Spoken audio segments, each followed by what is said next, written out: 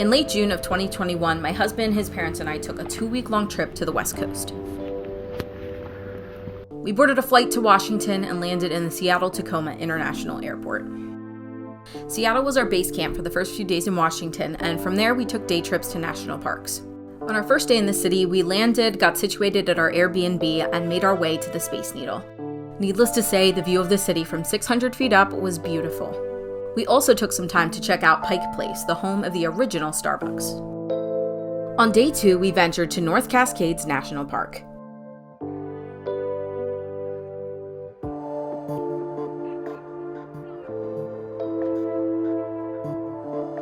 We began our morning with the Thunder Knob Trail hike, which led to this view.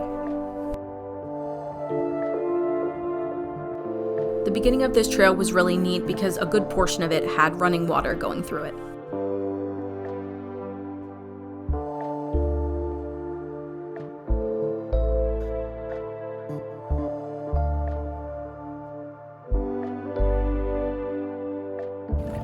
Hungry after our morning adventure, we ate lunch on the shores of Diablo Lake, which was really close to the head of our trail. Our next few days out west were spent checking out Olympic National Park.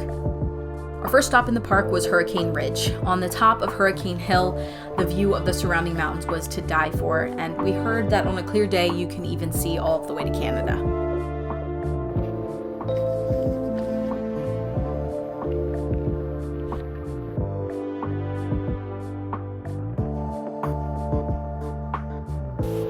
There were plenty of gems like this one in the park that we could reach just off the road.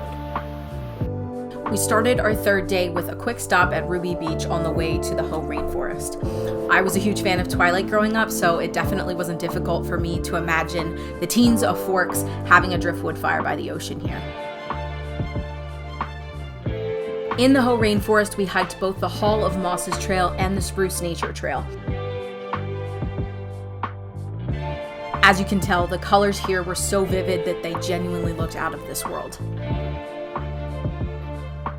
We were even lucky enough to catch this herd of elk that was communicating back and forth through the trees. The next stop in our journey was Mount Rainier. Although it was a beautiful, warm June day, the mountain was still covered in snow. Trudging through the snow without crampons wasn't easy, but it was definitely worth it for the view. We were even lucky enough to get to catch this marmot that was in the midst of working on its nest. From the snowy mountain, we traveled to Mount St Helens. We were lucky enough to get to actually speak to a man who was working on the neighboring mountain the day of the explosion. It was hard to forget its history as we took a look at these trees that had been blown down in the blast. Our next stop in our trip was Bend, Oregon. It's an area that's really known for its outdoor sports, and while we were there, we took the opportunity to raft down the Deschutes River and also take a look at some of the local breweries. The sheer size of Crater Lake was insane, and this footage doesn't do it justice. In Redwood, my husband got a permit so that we could hike the Tall Trees Trail. The descent into an area with huge redwoods was a definite highlight of the trip. From there, we went to Fern Valley, and I think it's easy to see how it got its name.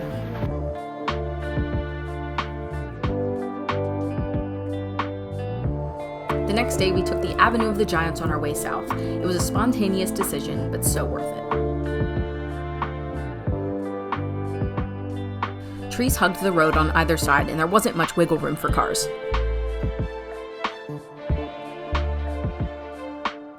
It felt like every few feet there was some sort of new magic that you could see in the forest.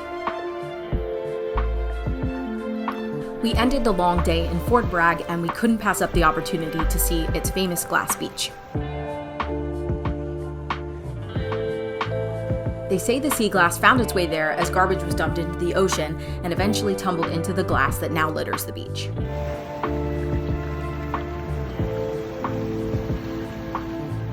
There were plenty of California ground squirrels at the beach, and they were not shy. Our last big city on the trip was San Francisco. My personal favorite part of San Francisco was getting to visit Alcatraz. The audio tour there just gave you so much history that immersed you in the place, and I was really surprised to hear about the occupation of Native Americans there. We finished that day in Fisherman's Wharf, and it was a really fun way to end our time in the city. Our next stop was Sequoia National Park. We spent our time here on numerous trails, with the Sherman Tree Trail being one of the most notable.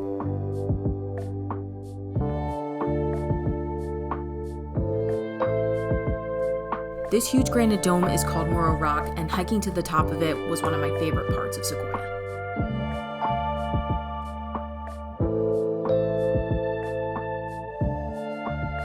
Saving the best for last, we ended our trip with 2 days in iconic Yosemite National Park. We were able to see sights such as Half Dome, El Capitan,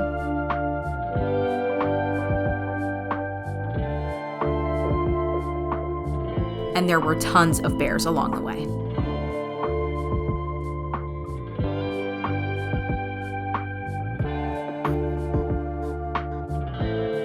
It was definitely a memorable way to end our time out west, and it made it that much harder to board the plane back to Pennsylvania.